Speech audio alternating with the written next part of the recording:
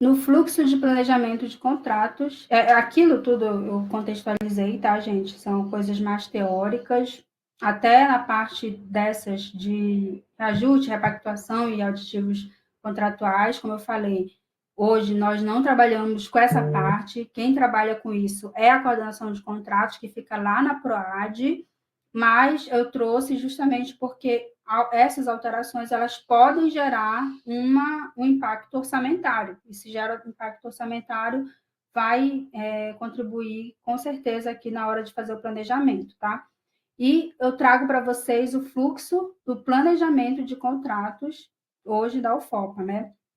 Esse aqui é o que a gente faz internamente na Diplan, como é que trabalha, eu acho importante vocês conhecerem, que é muito trabalho, esse trabalho ele começa lá no ano anterior para começar a funcionar, em 1º de janeiro já tem que estar funcionando, né? Por isso que a gente vem trabalhando cada vez mais para antecipar a aprovação do PGO, porque o ano começa dia 1º de janeiro e muitas vezes se a gente não tem o PGO aprovado, a gente não tem as diretrizes, né? Aí é muito importante que a gente tenha antecipação nessa aprovação, e isso a gente até deixa parabéns para a equipe da CPO, que é a que trabalha incansavelmente para cumprir os prazos, para fazer tudo acontecer da melhor forma, para que isso realmente funcione e que eu lembro que a gente chegou já a aprovar PGO em maio, né? Tipo, muito tempo depois e de começar o ano, e isso tem cada vez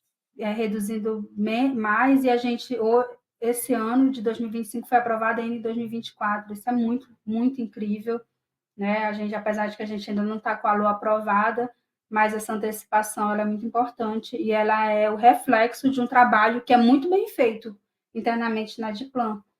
Então, a gente, no fluxo do planejamento de contratos, a gente prepara as bases de planejamento. Nessa fase aqui, é consultado o PCA, o Plano de Contratação Anual da UFOPA, para verificar se existem contratos novos, né, que foram incluídos. Base de dados de contratos, a gente elabora uma base de dados que é para começar a consolidar essas informações e um modelo que a gente encaminha para as unidades. Já na segunda fase, a gente faz a solicitação de informações para as unidades, a gente envia um ofício, e aí nesse ofício a gente dá todas as orientações de como elaborar o planejamento e encaminha junto uma planilha. A gente faz reuniões específicas com as unidades, principalmente com aquelas unidades que têm muitos contratos, como a CCC, a Sinfra, o CETIC, que são as 3 unidades que têm mais contratos, então são feitas reuniões para discutir todos os valores e tudo. E tem o período de ajustes das unidades, porque aí elas mandam a planilha para a Diplan, a gente faz essa análise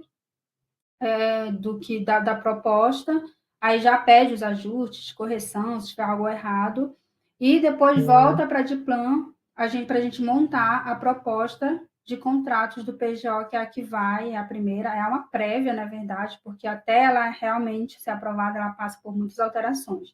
Né? Então, a gente consolida todas as informações que a gente recebe das unidades, é emitida a primeira versão da proposta, e aí depois essa primeira versão ela passa por várias revisões até ela de fato ser aprovada, tá? E aqui eu trouxe como exemplo o cronograma do planejamento de contratos de 2025, de 2020 para 2026 ainda não está pronto, mas com base nisso vocês veem aí quando a gente esse ano começou tudo ali no mês de setembro, ano passado, né? E terminou 18 dias depois, então é pouco tempo, mas foi um tempo bem trabalhado, tem esse cronograma internamente que a gente coloca aqui para preparar as bases, como eu falei, consultar o PCA, elaboração das bases de contratos, solicitação das informações para as unidades, envio do ofício das unidades de orientações, agendar reuniões, períodos de preparação dos planejamentos, aí a gente faz reuniões específicas aqui com as 3 unidades que mais têm contratos, período para as unidades ajustarem a proposta, aí a gente emite a versão da proposta, essa proposta ela é revisada ali com a Renata, com a equipe, e aí depois consolida essa primeira versão, que é a que vai para a gestão superior fazer suas análises, fazer suas fazer os seus julgamentos ali, né? E para até então ir para a versão que aqui é votada no PGO, tá? O que eu quero saber agora de vocês, gente, não sei se tem muitos fiscais, não sei se tem muitos gestores aí, mas é importante a participação de vocês, é importante a gente ouvir. Quem vai assumir isso aqui, esse trabalho? Eu fiz esse trabalho em 2019, 20, 21 e 22 ainda fui eu que fiz. Depois passou para o Júnior, que também fez um incrível trabalho. E agora quem vai assumir é a Carmen, né? Ela que vai fazer esse trabalho em 2025 para o PJ de 2026. Mas é importante vocês falarem se isso aqui em algum momento é complexo e vocês têm alguma sugestão de melhoria. É importante a gente escutar vocês. Muitas vezes a gente fica ali fazendo críticas, né? Assim, isso aqui funciona, isso aqui não funciona, isso aqui poderia ser melhor, mas não chega para quem importa. Por isso que a gente pede muito a participação de vocês, porque como eu falei mais no início, a Diplan preza muito pela melhoria contínua, mas a gente está muito aberto também a escutar todos os envolvidos, porque é a partir dessas opiniões, dessas sugestões que a gente vai cada vez mais melhorando, né? Então, se alguém tem algo que pode sugerir aí de melhoria, algo que pode ser alterado, de repente uma sugestão, esse é o momento, aproveitem. Não fiquem falando de nós pelas nossas costas. Falem agora ou calem-se para sempre. Alguém quer falar alguma coisa? Olha, Oi. Levantei a mãozinha aqui.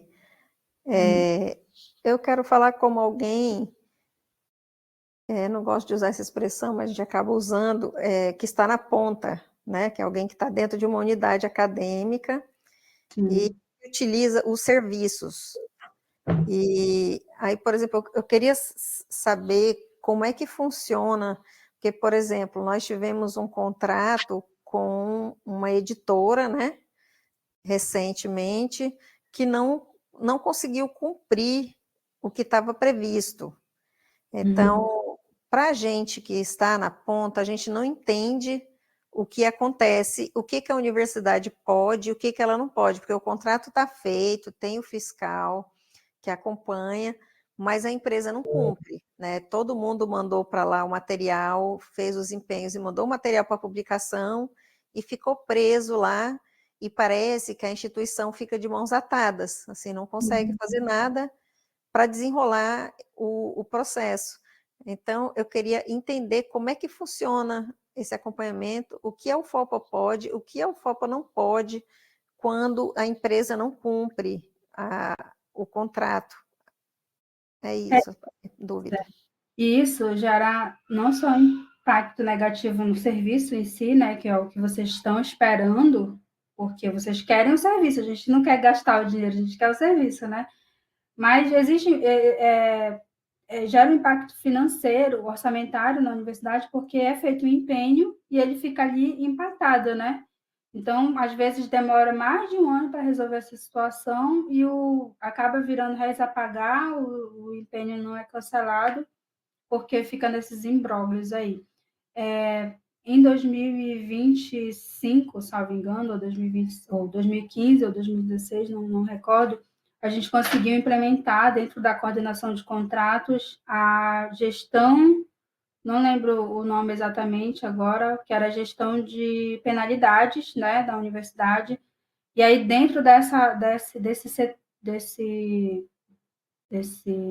setor que tem dentro da coordenação de contratos é justamente para apurar essas situações, professora, que é quando os contratados não cumprem com as suas obrigações. Então, isso tem que ser comunicado, existe todo um fluxo. Não sei se a Ludmila está aí, a seção de penalidades, olha, vou me corrigir aqui.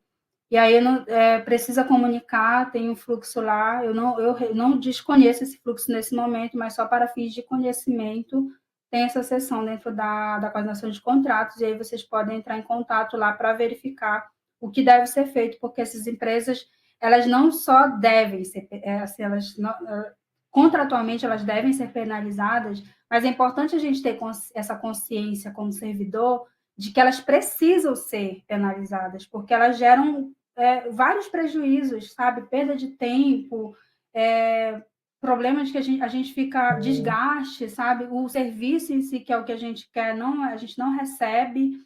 Então, tem que ter essa consciência, até muito bom você ter tocado nesse assunto, porque quando uma empresa, olha, por muito tempo, a UFOPA perdeu recursos, tipo assim, porque eram de empresas que davam problema, empenhava, e aí não conseguia resolver, passava o ano, virava reais a pagar e pronto, perdi o orçamento. Hoje, por causa de uma gestão muito eficiente que a gente conseguiu fazer no uso dos reais a pagar, isso reduziu drasticamente. Não sei se chegou a zerar já, mas eu tenho certeza que isso reduziu muito. Mas por quê? Justamente porque, às vezes, a gente, como servidor público, também precisa fazer a nossa parte, né, de ir lá e penalizar essas empresas que que agem dessa forma. Tá? Então, não sei se a senhora tinha esse conhecimento, mas é importante procurar a seção de penalidades, pegar todas as informações do que pode ser feito para penalizar essas empresas, cancelar empenho se tiver que cancelar, mas para resolver o mais breve possível, porque se a empresa está gerando problema, ela possivelmente vai continuar gerando problema. E quando ela recebe ali a notificação de que ela vai receber uma penalidade, ela fica já com o pé atrás. Muitas vezes, por causa da notificação, ela fica com medo de não cumprir o prazo, ela acaba fazendo o que precisa ser feito. Tá, professora? Certinho? Olha, quem é que faz a notificação para a empresa? É o fiscal do contrato ou é outro servidor? Qual é o fluxo? Pois é, professora, eu realmente não sei como é que está hoje o fluxo, tá? Eu não sei se o Arlivan quer falar. Pode falar, o Arlivan, que eu acho que ele sabe melhor o fluxo. Pois é, acho que o sucesso de um bom contrato, né, é a fiscalização desse contrato. Então, o fiscal ele é responsável por acompanhar o contrato. E aí, quando tem algum problema nesse contrato, o contrato não está em andamento, não está em bom andamento, aí cabe ao fiscal desse contrato notificar a empresa. Seja ela por execução de contrato, seja ela por atraso de entrega, por diversos motivos que existem num contrato. Então, se o fiscal não notificar, nós aqui da PROAD não temos muito o que fazer. A gente só vai ficar escutando a reclamação. A penalidade tem que partir do fiscal do contrato. Então, ele tem que notificar a empresa tem que dar um retorno para ele. E aí, se esse retorno for positivo, ele nem abre o processo de penalidade. Mas se esse retorno não contemplar o fiscal do contrato, ele abre o processo de penalidade, aí é feita uma apuração, a gente manda para a procuradoria o processo, a gente ouve a empresa, ouve o fiscal do contrato, notifica a empresa, e aí, dependendo de qual for o teor da penalidade, a gente aplica a sanção, multa, ou só notifica mesmo a empresa. Então, assim, alguns fiscais têm feito esse procedimento, porque a gente só pode, às vezes, fazer um distrato aí do contrato se houver uma penalidade, algum indício de inexecução ou algo desse tipo. E aí, às vezes a gente ouve reclamação, esse contrato não funciona e não sei o quê, mas não chegou nenhuma penalidade, nenhuma notificação lá na seção de penalidades da PROAD. E a gente não tem muito o que fazer no contrato. Aí o fiscal fica reclamando, mas ele também não abre o processo para penalizar a empresa. E aí, muitas vezes, o fiscal não abre um processo de penalidade da empresa porque tá ruim com a empresa, pior sem ela, e ele também não quer ter o trabalho de fazer uma nova contratação, um novo processo de contratação. E aí e também tem N fatores. A gente tem um contrato aí de serviço de editoração, também não sei se é esse que a Lademe está falando, ele é de 2021 e tem empenho de 2021 ainda nesse contrato, em restos a pagar. E a empresa, a gente conversa com o fiscal do contrato nunca fez nenhuma notificação formal para a seção de penalidades, não sei se ele fez para a empresa, né? Mas, assim, o retorno que a gente tem da empresa é que ela envia a demanda para os docentes para eles verificarem se a diagramação está ok, se a capa do livro está ok, e não tem esse retorno dos docentes, ou demora esse retorno dos docentes. Então, às vezes, o docente não acompanha esse e-mail, aí eu não sei se o fiscal também está acompanhando essa comunicação entre a empresa e o docente, e aí talvez o erro pior aí nesse contrato seja a comunicação entre o demandante, o fiscal e a empresa. E aí a gente tem gerado um problema aí de restos a pagar e falta de entrega desse serviço, mas a gente está renovando o contrato com a empresa, né? Então, assim, o fiscal demanda para renovar, então a gente acha que o serviço está sendo executado. Enquanto não chegar nenhuma notificação para a gente penalizar, a gente acha que o contrato está ocorrendo de forma, né, plena, né? Acho que a gente acha que o contrato está 100%, está sendo executado de forma correta. E às vezes não é isso. A gente está com um problema agora também, igual da cantina. Aí os alunos vieram lá na PROAD a semana passada, fizeram a reunião comigo, acho que o DCE e tudo mais. E a gente orientou eles que encaminhassem uma documentação formal lá para o fiscal do contrato, porque é o fiscal do contrato que tem um contato com a empresa. Não é a gente da PROAD que pode resolver esse problema. Aí, com base na notificação do fiscal do contrato, e aí ele abrindo o processo e encaminhando para a PROAD, a gente tem como dar andamento na notificação e penalidade dessa empresa. E é muito importante que os fiscais façam esse procedimento, porque se a empresa estiver dando problema, for muito, muito ruim, a gente penaliza ela para não participar mais de licitação na universidade ou em qualquer órgão do governo federal. Né? Então, é muito importante que o fiscal cumpra o seu papel lá de fiscalização, faça as notificações, penalize a empresa, para que a gente possa eliminar essa empresa dos contratos da universidade e de outros órgãos federais. A empresa de contrato de limpeza é uma que está com problema na maioria dos órgãos federais, então, assim, a gente está acompanhando o CICAF dessa empresa, para ver se vai renovar, se a gente vai conseguir renovar esse contrato, se vai ter que fazer uma nova contratação. Então, isso é um papel que o fiscal tem que fazer, acompanhar a situação fiscal da empresa, acompanhar a execução do serviço dessa empresa, e aí, se não estiver cumprindo com as cláusulas contratuais, fazer a notificação e abrir o processo de penalidade e sanção. Sim, por isso que é muito importante, né, como o Alivan falou, essa fiscalização, e trazendo aqui para o nosso universo do orçamento, como isso gera impacto, né? Olha, tem um orçamento aí que foi feito lá em 2021, empenho, e que ainda não conseguiu ser utilizado. Olha o problema que isso gera. E muitas vezes, sim, a nós servidores, os fiscais, os gestores, têm responsabilidade nisso. Por quê?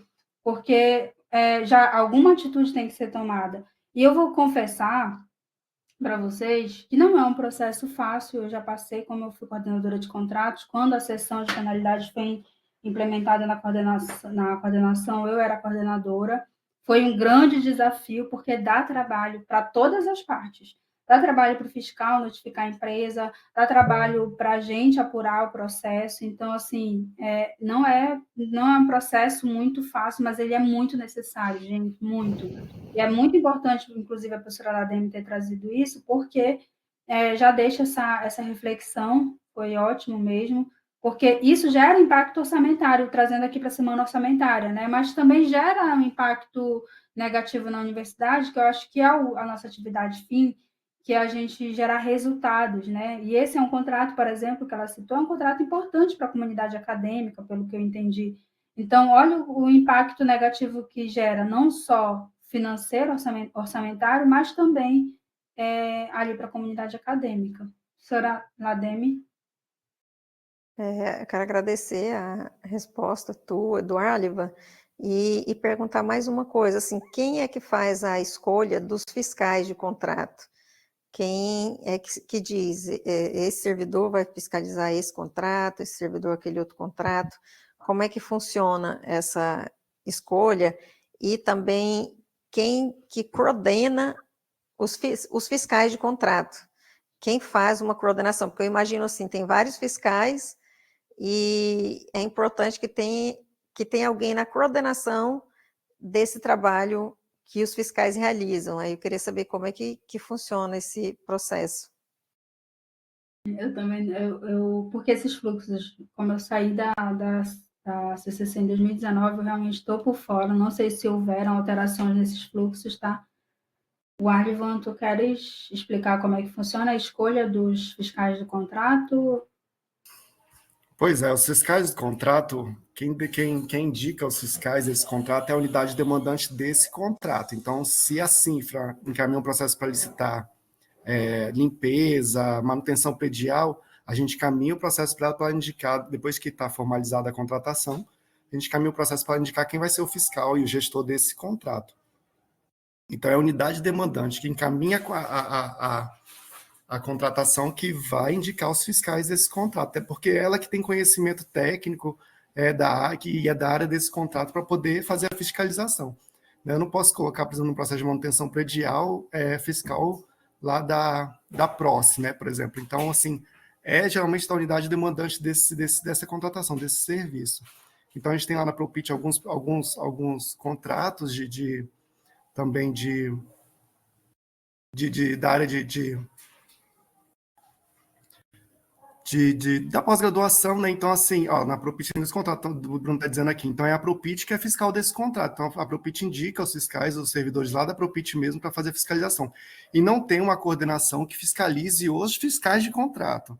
Então, assim, lá no fiscal, lá na portaria, tem o gestor do contrato, tem o fiscal do contrato, e algumas ainda tem um fiscal administrativo. E aí são essas 6 pessoas que têm que ficar monitorando esse contrato. Não tem um coordenador que fique monitorando esses fiscais. Obrigada, Wálio. Então, até só pegando aqui o gancho da fala do Bruno aí no chat, né? Dizendo que na Propit tem 2 contratos. Então, por exemplo, aí os 2 fiscais da Propit são indicados pela própria Propit. Então, digamos que a Propit, né, fica responsável por fazer a cobrança aos fiscais, é isso? Por exemplo, não está funcionando bem o serviço, aí a própria Propit pode chamar os fiscais, perguntar o que está acontecendo e, digamos assim, então, o modo de operacionalização é esse, é a própria unidade que faz esse diálogo com o fiscal do contrato. É assim que funciona? Sim, professora, assim, eu penso que isso não mudou, né? Mas sempre foi a própria unidade, inclusive o contato antes era com a coordenação de contratos era mais nessa parte processual, nessa parte mais burocrática ali, né, dos processos, mas quem tem que tratar com os fiscais quando está tendo esses problemas é a própria unidade. A coordenação de contratos hoje, o que ela faz com o fiscal do contrato é acompanhar a vigência do contrato. Então, chega 6 meses antes, ela começa a avisar o fiscal do contrato que vai vencer o contrato, se ela vai renovar ou não esse contrato, para a gente poder fazer o planejamento dessa renovação ou, né, tirar do nosso planejamento esse contrato que não será mais renovado.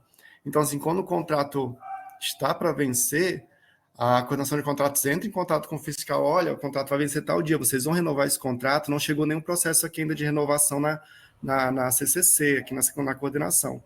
Então, essa é a nossa preocupação, de não deixar o contrato vencer, porque o contrato vencendo, a gente tem que fazer uma nova contratação, a gente não tem como mais renová-lo.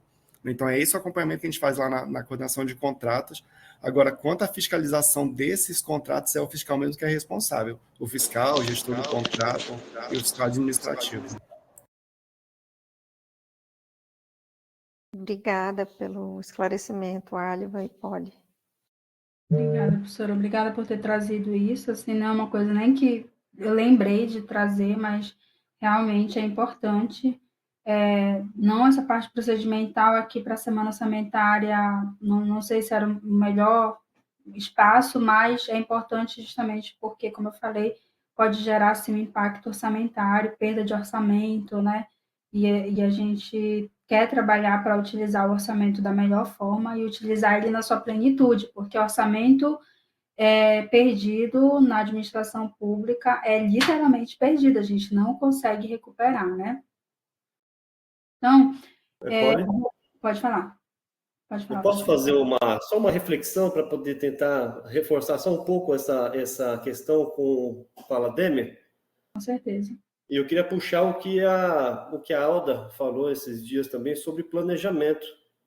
Então, o contrato ele é um instrumento que regula a relação de uma necessidade da instituição com uma empresa, não é isso? Então, a gente fala contrato assim, mas é a prestação de um serviço. E onde nasceu esse serviço? Nasceu do planejamento da unidade. Por exemplo, o Bruno colocou aqui, que ele tem 2 contratos, o Stella. Então, passou o Stella esse Turnitin, que é o antiplágio. Ele deve ter passado por um momento de planejamento. Fala, bom, pessoal, vamos fazer o nosso 5W2H aqui, o que a gente vai precisar de serviços para esse ano de 2025? A gente vai precisar do Stella, contratar o Stella. Beleza, vamos contratar o Stella. Quem serão os fiscais aqui do nosso grupo que podem fiscalizar esse futuro contrato? Eles estão capacitados? Nós temos essa mão de obra? Então, tudo começa do planejamento, lá atrás, antes de surgir o contrato. Então, depende da necessidade daquele setor. Se você estiver necessitando de um serviço, antes de contratar, prepara essa base, já selecionando esses conhecimentos, a pessoa que vai se destacou para poder ser o fiscal, e isso vai contribuir com a qualidade dessa fiscalização no futuro. Mais ou menos isso, só para contribuir. Perfeito, Francisco. Nessa questão aí, esses erros, esses problemas que eu falei naquele momento, como é importante você fazer um estudo do que deu certo e do que não deu certo, das coisas positivas e das coisas negativas, para planejar um contrato. Então, se está tendo problema nesse ano, isso tem que ser identificado, se esse contrato vai ser prorrogado, se não vai. Na hora do planejamento, isso é importante trazer, né? Olhem, posso falar? Pode, querido. Desculpa. Oi, pessoal, bom dia. Espero que todo mundo consiga me escutar. Acompanhando a fala do Francisco aí, né? A gente tem 2 contratos. A contratação do Turnitin, ela começou em 2000, o planejamento dela começou em 2023, certo? E foi para a PCA, né, o plano de compras anual, foi todo feito para isso, o planejamento, e aí chegou 2024. 2024 isso é um exemplo. A gente começou a contratação em fevereiro de 2024, mas devido à greve a gente não conseguiu andar tão rápido, né? Aí quando retornou da greve, é que a gente conseguiu retornar a negociação com a empresa, né? Sendo finalizada agora somente em dezembro deste ano, o empenho e a execução, né? O início do contrato de fato. Aqui na Propit, professora Lademe, a gente coloca, por exemplo, gestor do contrato, sou eu, dos 2 contratos, sendo do Stella como Turnitin, como gestor de contrato, e os fiscais, a gente colocou a administradora, Tatiane, que está aqui na sala também, junto com um rodízio de técnicos administrativos, como suplentes, certo? Para a gente conseguir acompanhar bem a fiscalização desses contratos, tá bom? Então, caso a unidade tenha um problema com o Stella, ela deve reportar os fiscais do contrato que ficam na Propit, e aí a gente contactar a empresa. Era somente isso, tá, Poli? Obrigado. Parabéns. Eu que agradeço, Bruno. As contribuições de vocês são muito, muito valiosas, de verdade, gente. Que esse ambiente de discussão aqui, de trazer esses problemas, eles são importantes porque são vivências negativas que vão contribuir para um bom planejamento, para que esses erros, essas situações não se repitam, né? Então, como a gente está trazendo aqui, justamente a questão do planejamento, tudo isso é importante porque, no final das contas, isso gera impacto orçamentário também, né? Esses problemas aí, vocês veem que geram impacto orçamentário, sim. Então, foi excelente até vocês terem trazido isso, porque mostra na prática o que pode acontecer quando tem essas situações, essas vivências negativas e que elas não são tratadas. E o planejamento, ele é um ambiente perfeito para tratar desses problemas, tá? Exatamente, Aldo. É importante esclarecer sobre os contratos, o impacto que gera, e tudo começa no planejamento, né? Então, o planejamento bem feito, ele vai gerar um impacto positivo no geral. E assim, a gente tem, gente, a oportunidade, o orçamento, o planejamento, a prorrogação do contrato, geralmente são anuais. Então, eu sinceramente não consigo entender porque um contrato de 2021, que foi um empenho que foi feito em 2021, está gerando ainda problema até 2025, porque ele tem várias oportunidades de resolver durante o ano, seja na prorrogação, seja no planejamento, seja na virada do exercício, né? Então, você tem várias oportunidades de resolver esse problema ao longo do ano. Então, não tem por que ficar postergando. É justamente isso. Esse é um dos princípios, inclusive, que baseia a administração pública, é o princípio da anualidade. Então, a gente precisa cuidar, né? Por que é um princípio? É justamente para a gente conseguir resolver tempestivamente esses problemas.